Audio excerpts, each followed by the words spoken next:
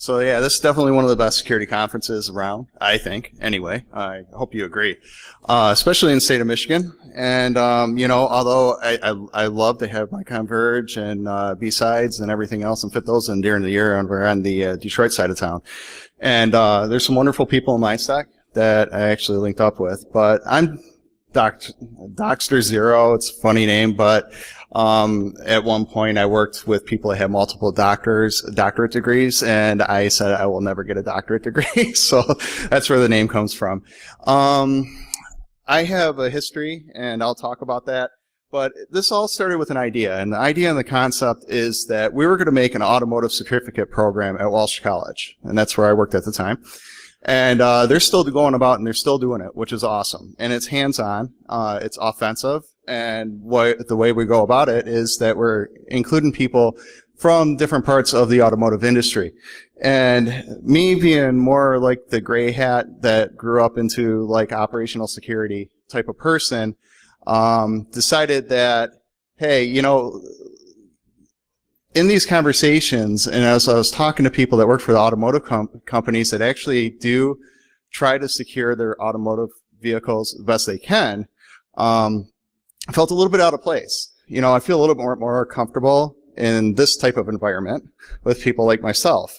So that's where this kind of came from. So we're talking about the cultural crash. And there's a couple of things that I've observed along the way while I was going to some of these different vendors and, the suppliers and automotive people, organizations, and talking to them about possibly linking up and joining the forces to help with the certification. So along those lines, basically, I felt like, whoops, there's a little bit there. I felt like... What my associate is trying to say is that our new brake pads are really cool. You're not even going to believe it. Like, let's say you're driving along the road with your family, and you're driving along, la-li-la, woo, and then all of a sudden there's a truck tire in the middle of the road, and you hit the brakes. Whoa, that was close. Now let's see what happens when you're driving with the other guy's brake pads. You're driving along, and all of a sudden the kids are yelling from the back seat, I gotta go to the bathroom, Daddy. Not now, damn it. Truck tire. I can't stop. Help! There's a cliff. That's when your firmware screws up. And your family's screaming, oh my God, we're burning alive! No, I can't feel my legs! In comes a meat wagon! Wee, wee, wee. And the medic gets out and says, oh my God! New guy's in the corner puking his guts out. All because you want to save a couple extra pennies. And to me, it doesn't... Get out. Now! Do you validate? No! Okay, thank you. So I kind of like that, because that's one of the things that, in the security arena, we often get told is, hey, what's it going to cost? Is it actually, going to, is there a trade-off? Should we eliminate this or should we just accept the risk? Should we just keep on moving forward? It's the decisions that we have to make. But what we have to do here is take it a step back. And basically what we have to do is try our best to define culture. And through this conversation, through this presentation, we're going to talk about stereotypes, the similarities we have between people in the corporate culture and people that are traditional hackers, people that actually work in their own workplaces, set up their own different boxes and try to attack those boxes to try to better our own understanding of security. What are some of the countermeasures and the cultural clashes that go with that? And hopefully we're going to look at the case study because I also believe a lot in history and we don't want to repeat that. So that's the kind of talk this is. It's not very technical from that standpoint, but so if you're expecting a more technical talk, then you might want to go to something else that's a little bit more technical. But so about me. I have 18 years of experience in operational security, and I worked mainly at a college level, and I was one of the guys that they kind of looked to when they had security breaches and stuff like that and say, okay, well, how did this get out? And I would do a quick Google search, and I'd find like the document that some idiot posted out there exploiting our information, or posting our information to the web. Basically, I spent 6 years teaching cybersecurity. I'm a big fan of Ed Scotus and what he's done at SAMS. I think they're doing it right. It's a bit expensive, so I was trying to build a program that was basically competitive with that. And I'm a past full-time faculty member at Walsh College. So the views that I have in this presentation and things I talk about are obviously my own and not of my employer. So when we talk about culture, we have to realize that in 1952, some sociologists went out and, or anthropologists went out, and they tried to define culture, and then basically 50 years passed, and they had 164 different definitions. So by the 1990s, somebody finally drew the line in the sand and said, well, this is probably one of the best ways that we can define culture, and culture is the consistence of derivatives of experience, more or less, that have been learned. So it's a learning feature. It's part of us, and we learn it through others and that are around us, and it's a team effort. That's what culture is, basically. So it kind of sounds like some of the meetings that I've participated in, though, when you don't have a decision and you just keep on going on and on. The hacker culture, though, I think we can, when I speak about the hacker culture, this is what comes to my mind, that we're noble explorers, we're protector or guardians of the interwebs. There's also divisions within that hacker culture. There's the Black Hat versus the DEF CON. Obviously, DEF CON supporting more of the EFF group, less expensive, or DEF CON definitely less expensive than the Black Hat culture, where you pay a lot more for viewing the same presentations pretty much the week before. There's the ethical versus the unethical, and where do you draw the line in the sand with that? And there's many shades of gray. There's the hacktivists versus the law enforcement, and then there's also the subject, when we talk about that, it's very deep and wide. So due to diversity and experience, the views of this may vary, and we could probably argue about this all day. So when we classify hackers, or at least when I classify hackers, I think of more like the DEF CON, the traditional hackers, people that, like myself. I grew up testing security controls, and I didn't really realize it until I got a formal education. And then I started realizing, like, hey, wait a minute, I was actually like pen testing a lot of this stuff, and wow, I didn't really even think about it, from physical locks all the way over to websites and stuff like that. And then I started to realize some of the folly of my ways. The Black Hat actually represents more of the corporations, and there's a few people like Mudge that actually can make the crossover from the DEF CON to the Black Hat and so on and so forth, and consult with the Pentagon. And he kind of represents a lot of us, and he helps out with the hacker community as well. Cultural clashes, basically, these are the ones that I think that we have. We have media versus the hacker versus corporation. We have a huge one, which is basically, should we go ahead and have open source for automotive vehicles versus the closed source argument? One side believes that it's information sharing. The other side believes that we should have hands-on. There's the unbound people, which is more the hackers, versus the corporations that have very strict boundaries of what you can and cannot do and what you will say and what you won't say, or you won't have a job. So there's the communication response. There's the hacker tools that are out there that are different. Obviously, the corporation has a lot more money to spend on tools, where we develop our own and we post them to various websites to make them available for people that want to play with them. And we have the test and improvement concepts and the legality concerns and the ethics. So, cultural crash number one. So, it's the media versus the hacker culture. Basically, this is a screenshot of what people think about hackers in general. We don't all wear hoodies, first and foremost, but this is the stuff that they put out there. You guys all know this. And then there's ads and stuff like that along the way. It says, how hackers and car makers are battling for control of your ride.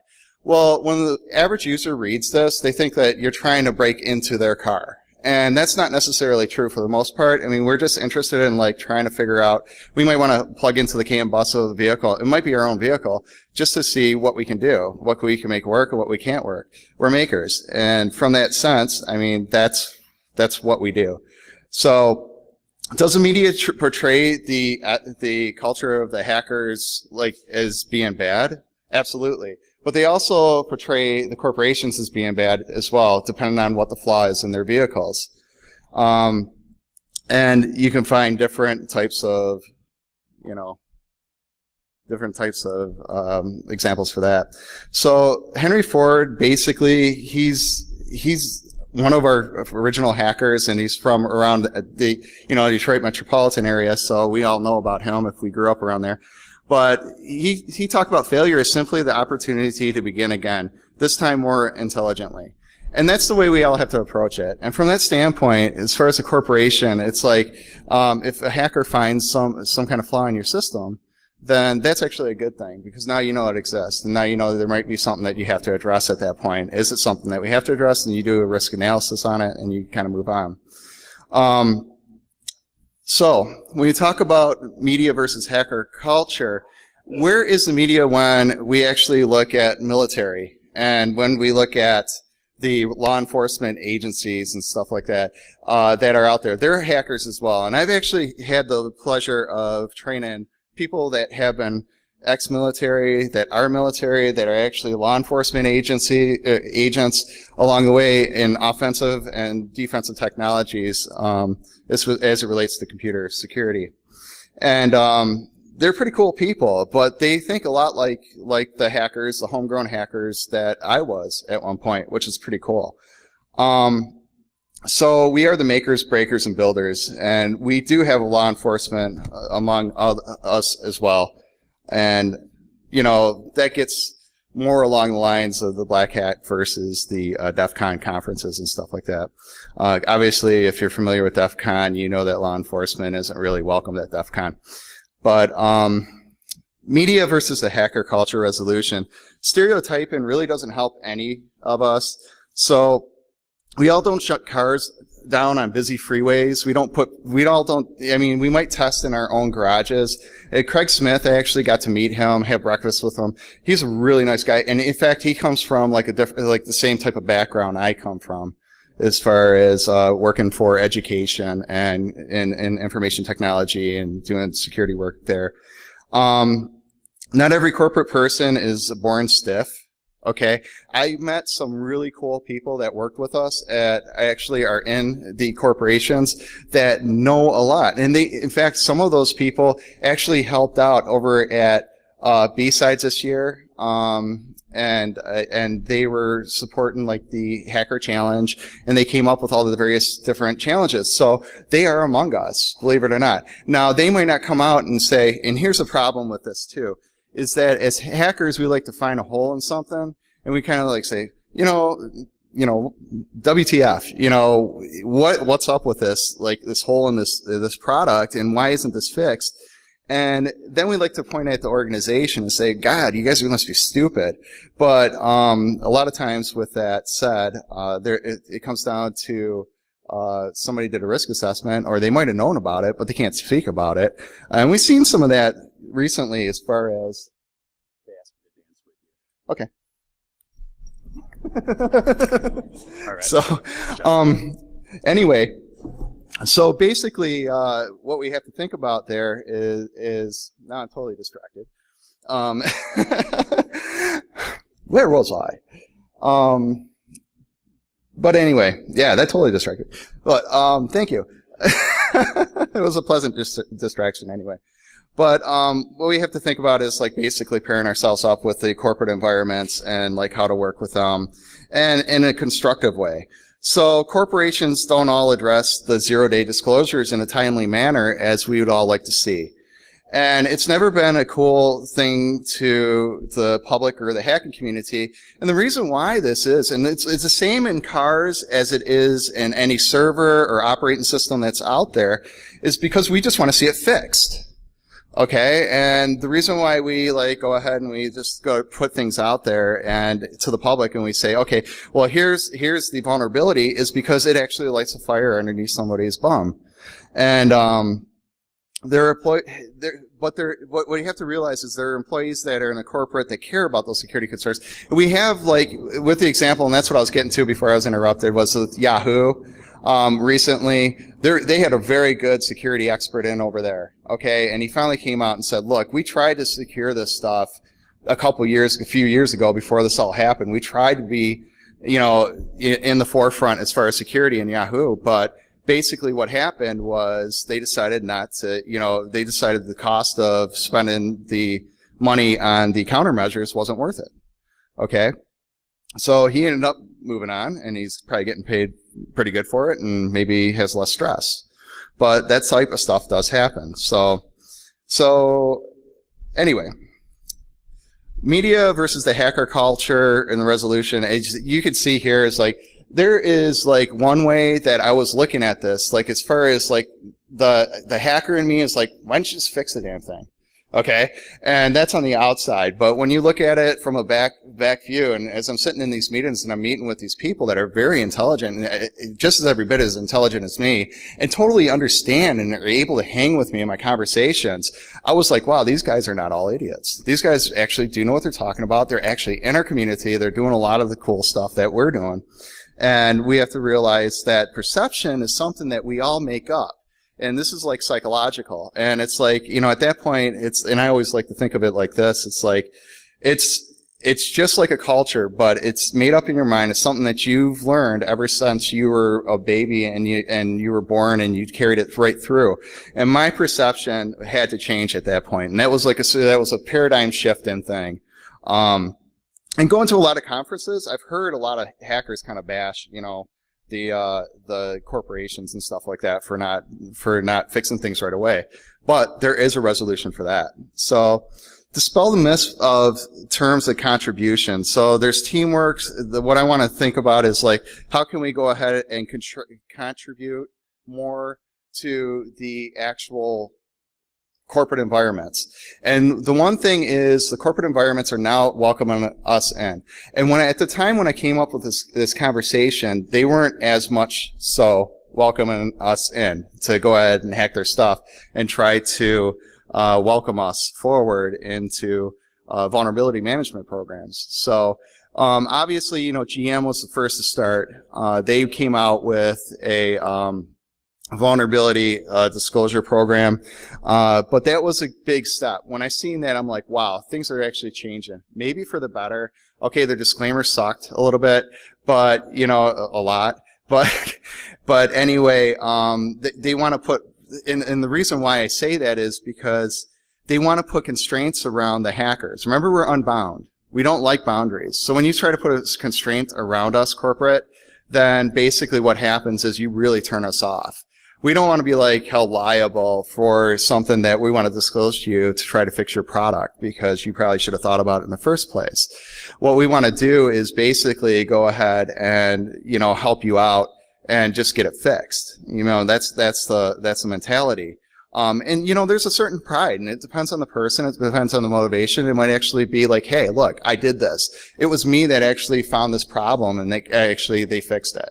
I think that's where the pride really is with the hacker community. And I think that's where it's got to stay. So we can definitely go ahead and build bridges in terms of that. But I also understand the legality side of the corporation, that they don't want to be held liable for something that might actually cause death or harm. God knows they already have teams of lawyers that they go ahead and employ full time. So realize when somebody talks to media, corporate or versus hackers, sometimes the message gets edited too. So I actually did, I did Channel 50. There was a Street Beat this year. I talked about hackers in general. I talked about some of the security concerns we have, and that's a different topic as far as the nation state and what we have to be more aware of. But in those conversations, you have to realize that sometimes when you say stuff on TV and media, and for those of us that have actually been media trained, sometimes they might get edited or cut down, and then all of a sudden it doesn't sound right. So you have to realize that, and that happens to corporate too. So this plays a lot into the perception of overall public as well. So media is kind of like one of those things. It's like I don't necessarily believe it every time I see it. So, and that's the point of that slide. But that's what I'm saying is like you're better to take it back to the person and actually talk to them and try to find out what they said and try to get clarification if you don't agree with it. That's one great thing about this conference is like everybody here like wants to help everybody else out. But you can always go up to somebody and talk to them. Like I have conversations about building my classes and stuff like that, and I'll go out and I'll reach out to Chris Roberts and stuff like that. I mean, this is the best thing. And that's why I love this community. I love this setting as far as that is concerned. If you want to talk about building an educational program, then come talk to me. I have like 18 years experience in it. But, open source. So in order to contribute to open source, both parties need to have trust with each other, the hackers and the corporation. Obviously, the trust isn't there when you actually have some kind of sign-off. You're signing your life away, just in case something happens. And the GM's bug bounty program, like I talked about, was a step in the right place.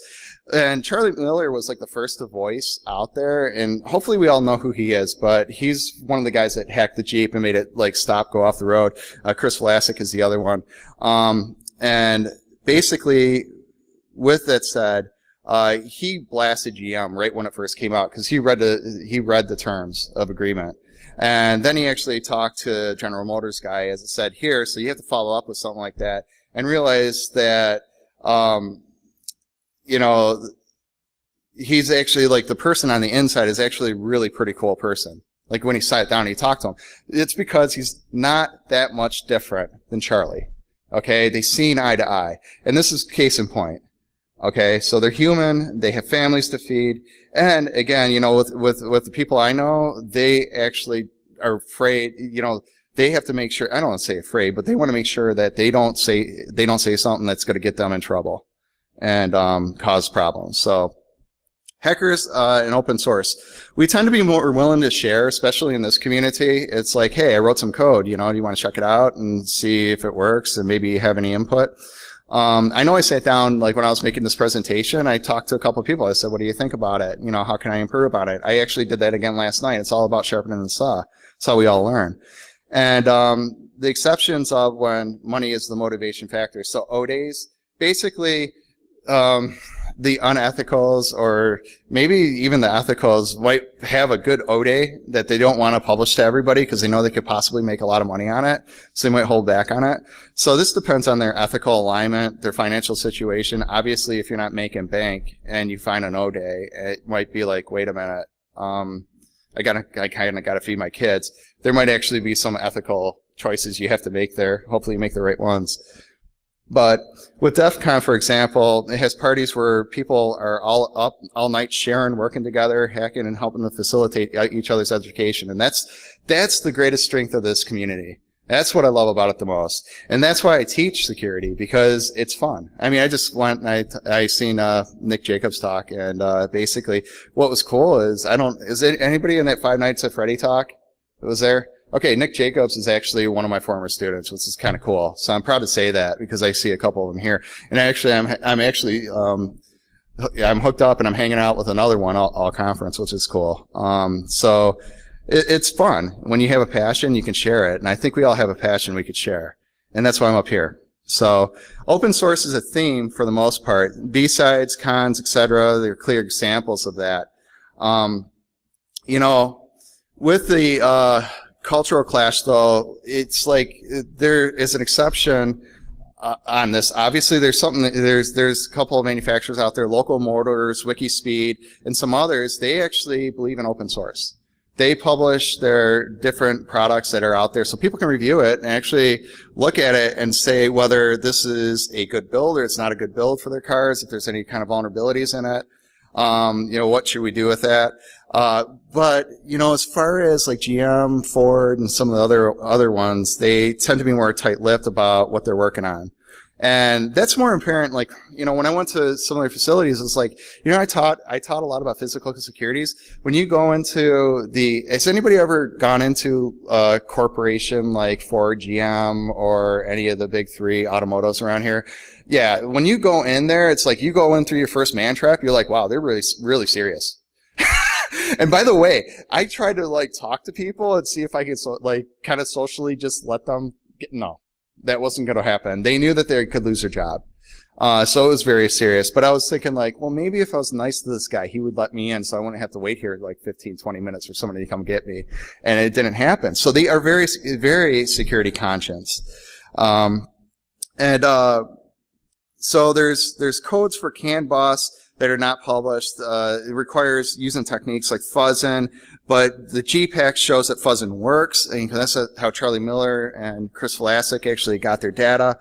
So hiding the codes only slow down the attacks, but it doesn't really stop it overall. And, you know, I think maybe that's a strategy that the corporation likes to have, and maybe that's why they're not so big on open source.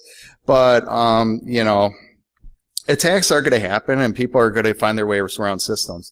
This goes back to a conversation, too. Realize that before I even accepted a job as a cybersecurity full-time instructor at Walsh College, which I'm not there anymore, that basically, and that was by my own choice, but basically I was sitting down at a bar, and I was sitting across from somebody, and that person later on was going to be my contact. So the cool thing about it was my hacker side of me actually was more social, and I was able to make a contact within an automotive company that was able to land us a meeting, which was pretty cool. So that's something to definitely have going for us. But the overall conversation, and the reason why I bring this up is it's very much about open source and closed source.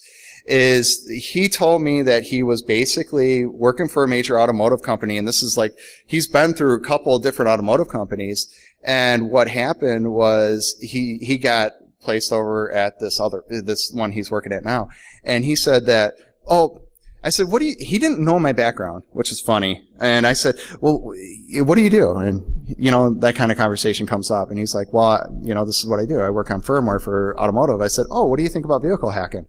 Oh, that one, you know, people don't know enough. There's no way a hacker is going to be able to do anything with it. And like 3 months later, so that's a corporate mentality. 3 months later, Charlie Miller was up on Wired magazine. They had a video that they showed that just proved everything that we just said was wrong. So there is that facet still in the corporate culture that, hey, we don't provide them the codes, they won't know, and all this other stuff, but we figure it out. Because that's what we do. We don't mind spending hours and hours. And by the way, you know, there's tons of hours that Charlie, you know, Chris, you know, props to them, had to go through just to make that work. You know, and that takes a lot of skill and dedication, obviously. Disclosures. You know, we talk about, you know, the hacker mentality. You know, who wants to go out there and just like, you know, just make a disclosure public, like right away? And basically, Benjamin Kahns disclosed on July 7th 2 vulnerabilities that were in the BMW connected drive vehicle. Okay, but let's go take a look back. In February, he actually went and he contacted the BMW corporation, and he said that, hey, these vulnerabilities are in there, and the client side cross-scripting vulnerability is also on your website, and they didn't do anything about it. So he sat on it for months, and nothing ever happened from that. So, and we're going to talk about how to fix that, hopefully, if there's not any corporate people that walked out already. But all technology, blueprints, and patents should be available. It sounds like a fantasy, but there are companies that are actually doing that. It's just not the major players in Detroit. So OS Vehicle has a $10,000 car concept. There's Tesla, obviously, opened up patents. More experiment and creativity is going on, and people are learning how to work with the technologies that are in these systems and actually how to break and fix them. More innovations from third parties, that's what it means. There's a good thing that there are smaller alliances that are out there, and actually major automotive players are part of those alliances. So And we're talking about Ford and GM and stuff like that. So there is an alliance out there, such as the Open Automotive Alliance for Android, where the major manufacturers are out there. So to shift your paradigm a little bit, it's not like it's totally closed like we think it is.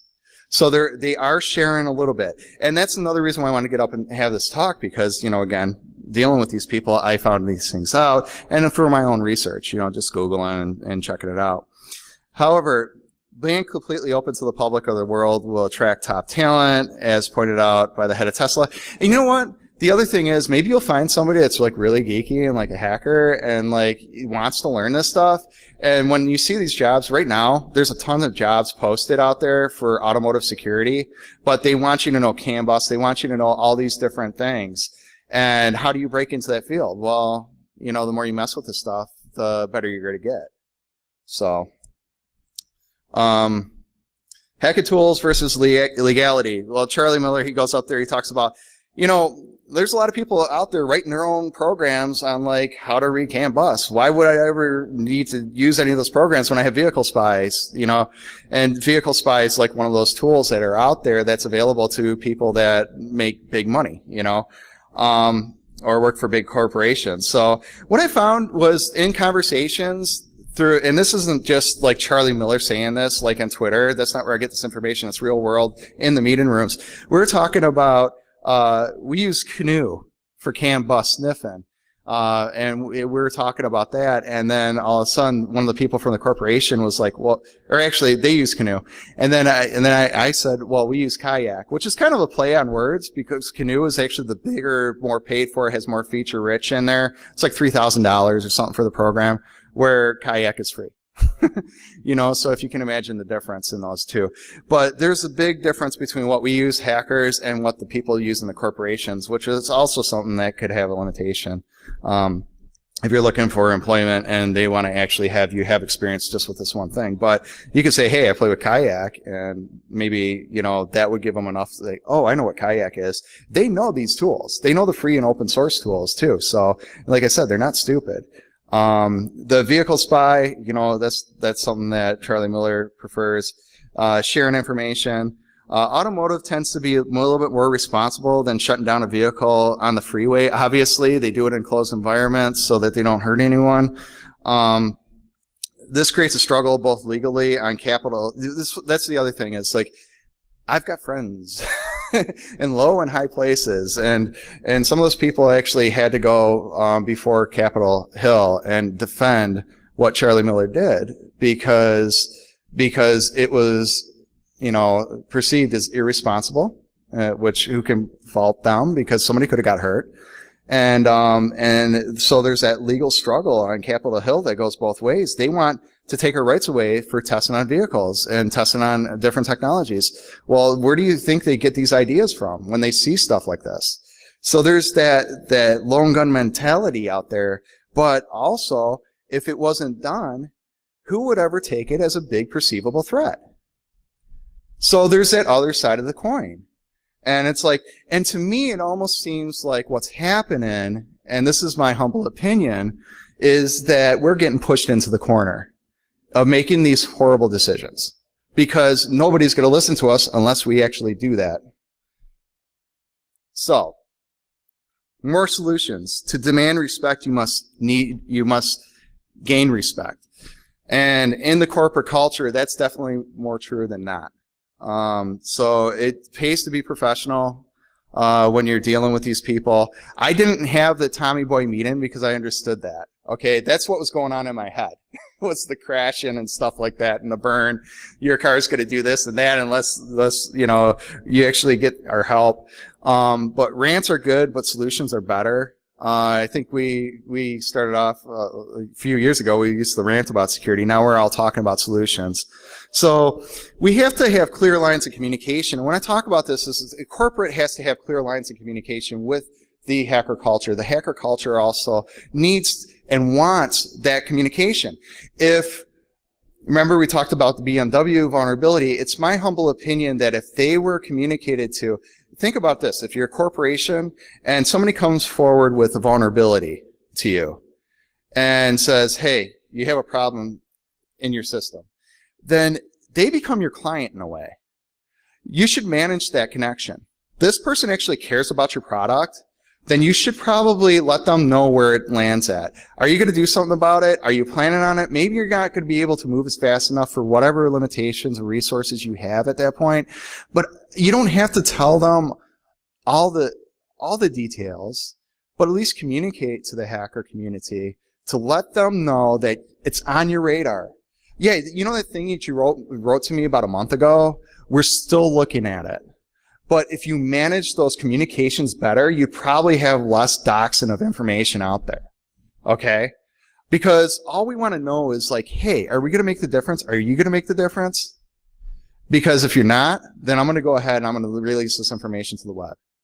And somebody's going to have to do something about it. And it's going to be you, and oh well. Bug bounties, you have to give closure to those people that reported them. If you are cyber ninja, well, cyber ninjas are mostly the hackers communities, and it's most of the people in this room. So, and that's definitely me. It's somebody that can do a lot with just a little bit. If you actually have people working for you, there was a good talk about a year or two ago, and basically it was talking about how the care and feeding the cyber ninjas. That was Atlas of Doom that talked about it, and that's so true. It's like, you don't want to piss us off because we're just going to walk away, you know, because we know we're employable and we're going to find something somewhere else. And, you know, but for the most part, we're also dedicated. I worked for a place for 18 years. So what's that say about me? I don't just walk away from things. I like a relationship. I like a family, you know, and, you know, if it's a corporate family, great. But corporations need to recognize and give those that find 0 days by fixing those issues and giving the hacker props. That's the other thing is like they want to know that they want to be able to say, look what I did. I found something and it got fixed. I mean, I think that's really what it comes down to. Most importantly, realize that we have a common goal, and that's hopefully to create a safer technology, a safer future for everybody. And I think that really is our common goal. So we need to break down barriers. We need to learn from each other, and we need to listen without prejudice. We need to speak with commonality. Nobody really is better than anyone else as far as the corporations versus the hacker culture. We're all in this together. We're all in this to fix things. The human mind is a wonderful thing. It will help us to actually get through this very easily. The barriers and stereotypes won't move us ahead. They're only going to stop us and slow us down. Conferences are okay, but action is much better at the end of the day. So there's a concept of internal hackers that I kind of came up with a while ago, and it's kind of the cyber ninja versus entrepreneur versus entrepreneur.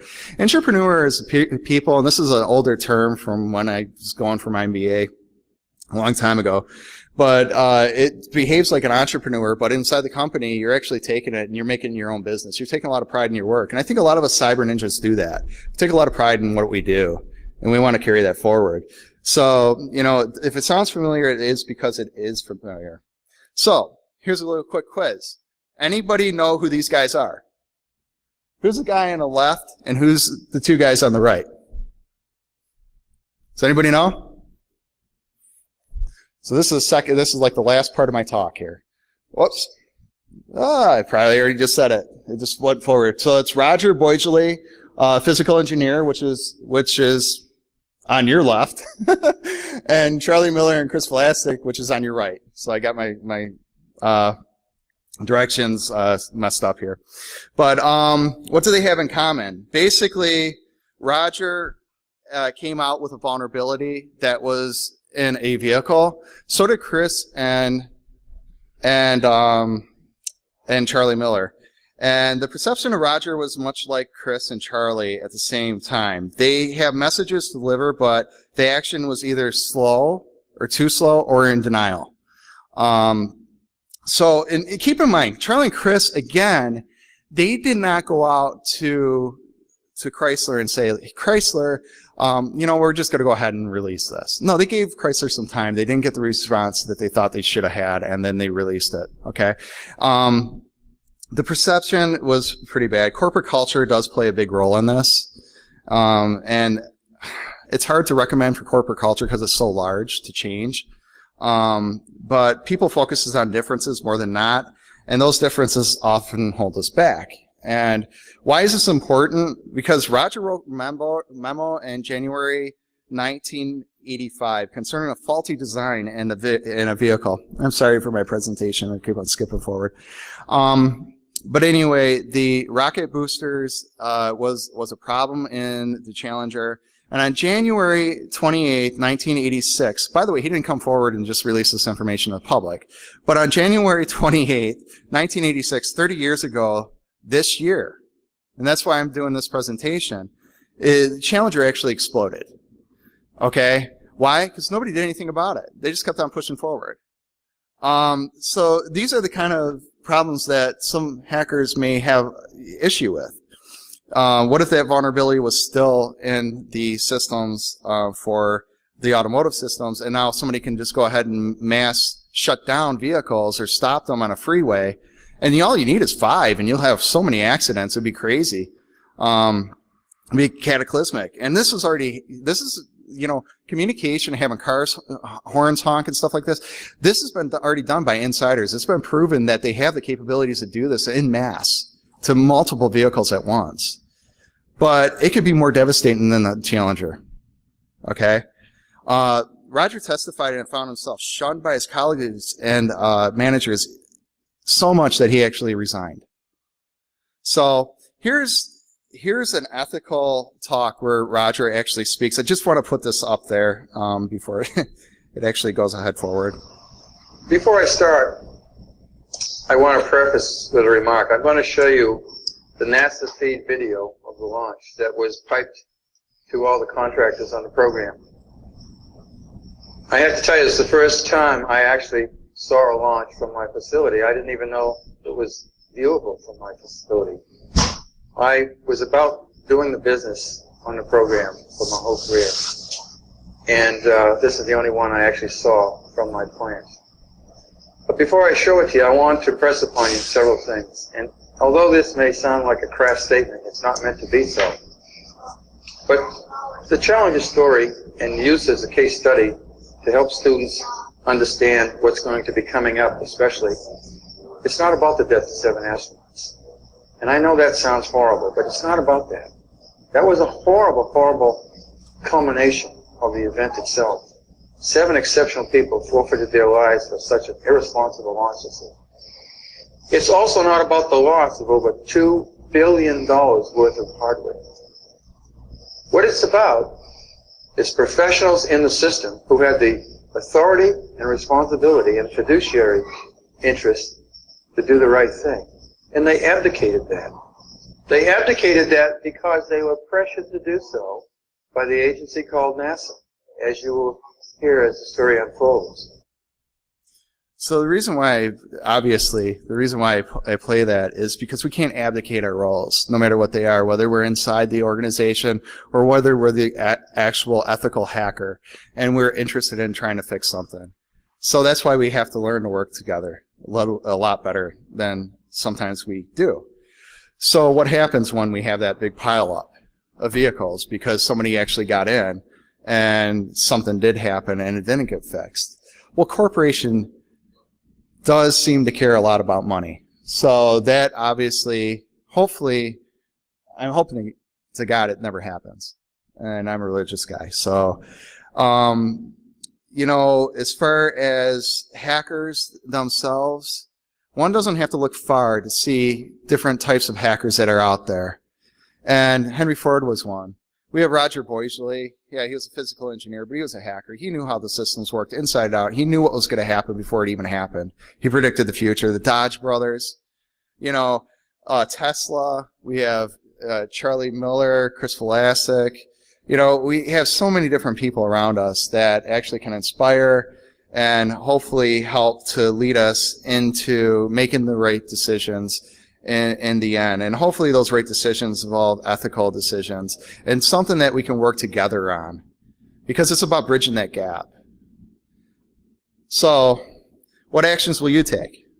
Can hackers be heroes? I know we can. However, stunt hacking may not be the best way to achieve this, but it often gets a point across. So it's hard to argue against that. Even in my own mind, I have a moral conflict with this because I understand how important this was, because you know what? As soon as this started happening, if you follow this wire, you know, we're still talking about it. I'm still up here talking about it at a conference. But when you follow stuff like this, you start to see the chain effects. We actually have vulnerability programs that are getting released out there. Corporations are actually in their infant steps and trying to reach out to us and trying to get some kind of program. Is it going to get better? Absolutely. It actually is going to get better. Okay, they start out small. Okay, if they're not getting a response and they're offering only so much, they're probably going to increase the rewards. Okay, that's the way that Tesla started out. They were small and then they increased the rewards. So if you look historically at what's been happening, we actually can be heroes. So observations we made, we talked about the culture, we talked about stereotypes, differences, we talked about similarities, the culture clashes, various different countermeasures, how we can work together, and it's going to take a lot from both sides. We talked about the history versus today's stuff that happened, and again, vehicle systems, whether it's a CAN bus system in a vehicle or it's an actual rocket booster. I mean, each may have its own cataclysmic effect, and any death is one death too many.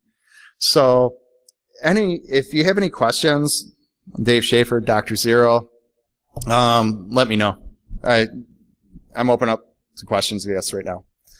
And you can, if you don't, you can clap and we can move on. Thank you. It was nice having you here today. Yeah.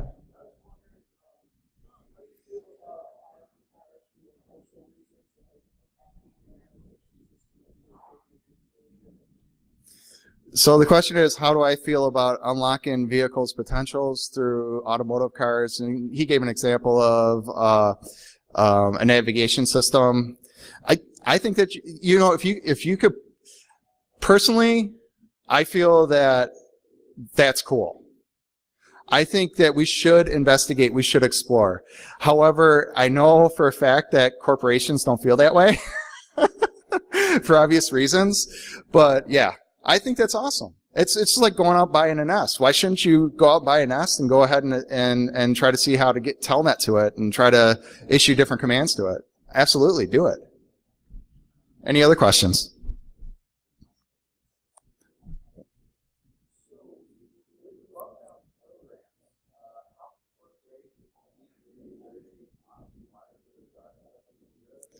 Okay. Well, obviously there's no competition, but I got to repeat the question. That's why I got this little magical thing going up. It's basically, how can the corporations compete with the dark web, you know, with O-days that are being auctioned off for like hundreds of thousands of dollars and stuff like that? Obviously they can't. Okay, they can, but they can't. You know, it's one of those things. It's not a price they're willing to pay. And if the black market's always going to offer, even if they paid $100,000, the black market's always going to offer more. It's the nature of things. So, you know, again, you know, how do they compete?